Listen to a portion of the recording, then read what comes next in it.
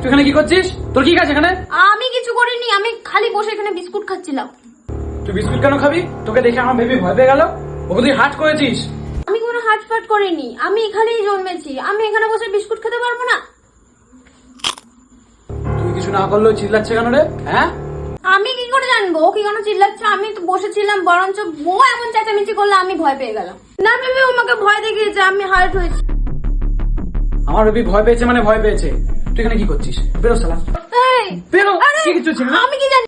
আবার তর্ক?